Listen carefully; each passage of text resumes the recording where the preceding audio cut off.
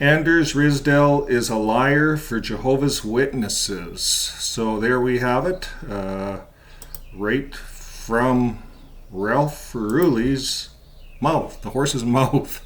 This was the final verdict is expected in coming weeks. Rolf Furuli, see if I can blow that picture up for you guys.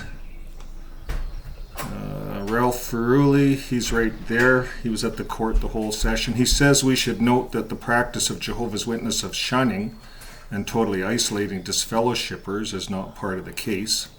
What the court will have to decide is whether the total isolation of those who disassociate is a violation of the Norwegian law.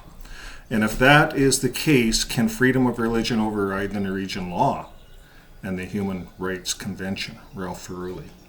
So we're going to take a look at something else Rolf has got out. It was on Dagen. It was on the newspaper. Thanks to Larchwood for getting this out. Dagen, if you get that, you have to have a subscription. You got to pay them 299 Norwegian dollars per month. So thanks to Larchwood, you got one.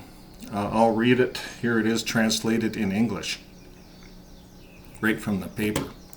It says, Jehovah's Witness leaders continue to lie. Imagine that, front page news. You wake up in the morning and you see this. All these Risdell, that's the lawyer there in the background. He's the one that's been lying all through this court. He's been lying. We'll read this. Rolf will talk about it. He says it's likely that Jehovah's Witnesses would not have lost their registration and state support if they had not lied in a letter to the county governor. In 2019, he says, I was made aware that the county governor had asked Jehovah's Witnesses some questions, and the witnesses' answers contained several lies. Well, Rolf was an elder. He's an elder, and was an elder. And he says he's learned that he must always tell the truth. And he says if he sees something that is wrong, he says I should do something about it as quickly as possible. So therefore, he said, I wrote a letter to the county governor and pointed out the lies, and the others also wrote letters about this. And the result was that the county governor conducted a thorough investigation of Jehovah's Witnesses, which led to their loss of registration and state support. There's a good example for all of us in all the other countries. We can get some letters going. We can speak up. We can do just as Rolf has done. We all have a voice.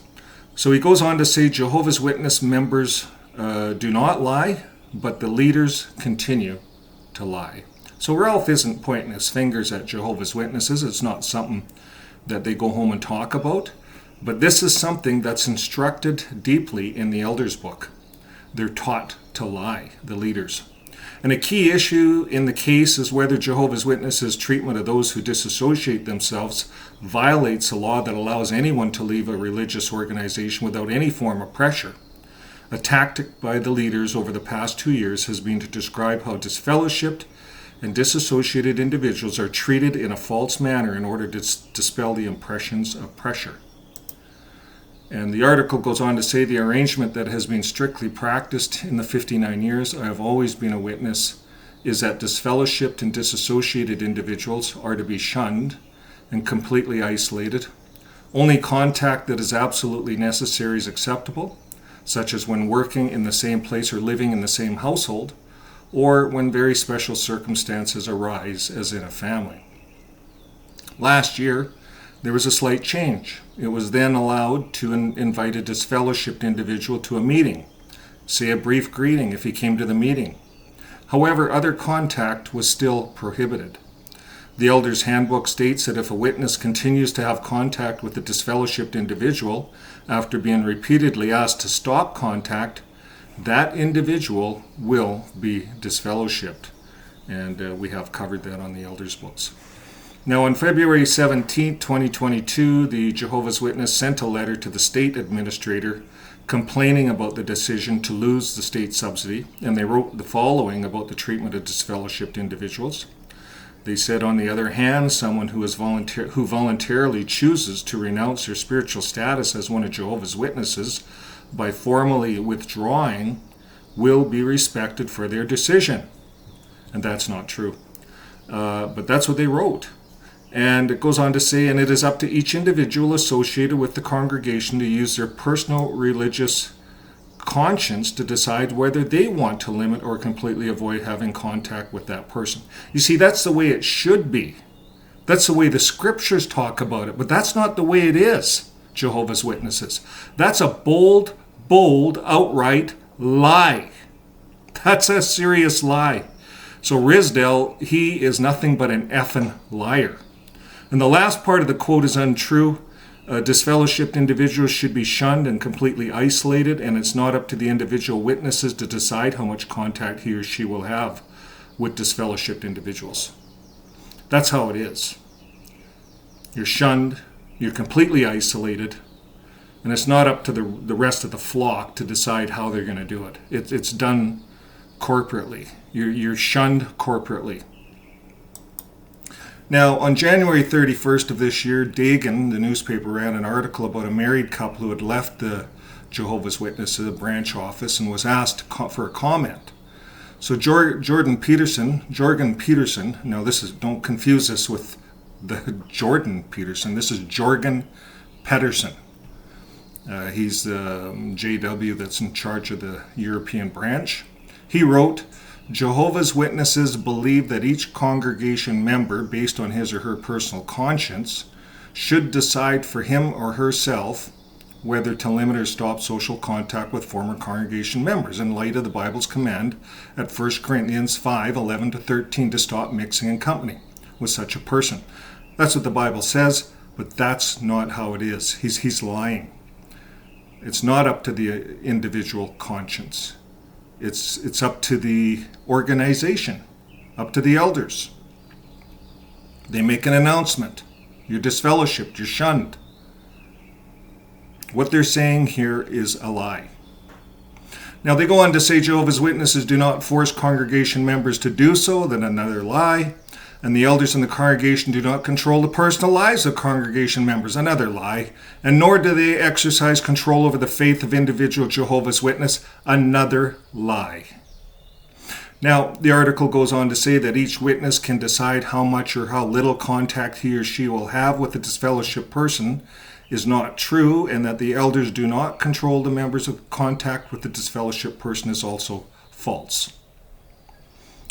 In the trial, in the District Court of January 2024, Kerr Soderhaugh expressed the same thing as the two quotes above say, and he did the same in the Court of Appeal. Thus, he lied in court.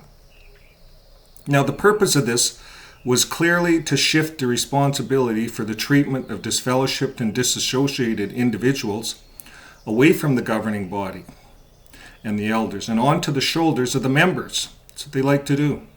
And if it's the members who decide how much or little contact they will have with a disfellowshipped individual, the Jehovah's Witness organization cannot be accused of pressuring its members not to disfellowship. So that's what they're trying to do. And the irony of the situation is that the ordinary members have never learned and have no idea that it is they who can decide how much or how little contact they will have with disfellowshipped or disassociated individuals. See, the rank and file members, they don't know any of this. All they know is that when that name is announced, they have to shun that person. Now, they have learned that all contact with them, except in the cases mentioned, is forbidden. And at the very end, it says there's an easy way for the leaders of the Jehovah's Witnesses to show that what I have written, Rolf Furuli, above is not true. They can point to a dated letter. So Rolf is challenging Jehovah's Witnesses. Prove to me that what I said is not true. Point to a letter dated, an article in the Watchtower, or a meeting record with a date that has lifted the requirement for total isolation of disfellowshipped and disassociated individuals. Change your elders' book. And that each member can now decide how much or how little contact he or she should or could have with an excluded or disassociated person. So Rolf is challenging the Jehovah's Witness organization. Show me the proof. Show me the evidence. Because you guys have not changed a damn thing in your religion. Well, that's the end of the article, folks. If you have a story, email us your story, mail@xjw.tv. And just so you guys know, I don't read things over 2 or 3 times. I don't have time. I just spill them out like a live. I shoot off the top of my head. That's how I do it. I don't have the time to go over these stories a whole lot. So, but shoot me your story. If you want to do an interview, private one, I might consider it based on the level of your story. So thanks again, and thanks Rolf for all of your hard work out there. There's a picture of Rolf Furuli. Now, we read other stories that some of the other elders that are waking up, and they have said that they have been dealt with by Rolf. Rolf was an elder. He was very strict, and he liked to do things by the book. So Rolf did affect a lot of people that are waking up, and they talk about it. Well, Rolf knows that. And that's why Rolf is at this end doing everything he can to get this organization to start speaking the truth. But right now, this organization is the biggest lying Jehovah's Witness organization on the planet. And we hope that it gets cleaned up soon. But we have seen, just as Rolf has challenged the Jehovah's Witnesses, we have seen nothing that straightens up their shunning policy. Well, folks, keep living your life with love. According to this information, you can talk to disfellowship people, so go out and try it, see what happens. And let us know in the comments what happens if you get counseled. But start talking to disfellowship people, family members, because according to Norway, you can. If that's the new Bible for Jehovah's Witnesses, disfellowshipping is now done. And I would go based on that. Maybe they're just behind on print and literature. But based on this case in Norway, we've accomplished our purpose. They have softened shunning to the point that it's an individual conscientious matter, if I'm reading this right. But so far, the organization has not lightened up on shunning. So far. But I'm challenging everyone out there, based on this Norway situation, it says you can. These leaders are saying that you can go and talk to your disfellowshipped family, and there's not going to be an issue. So I would try that in Norway especially, but they're united. Jehovah's Witnesses are supposed to be united all over the earth, so I would try it anywhere on the planet. That's my advice. Okay, folks, well, keep living your life with love. Keep talking to your family, your relatives, then you will be following the Bible. See you in the next video.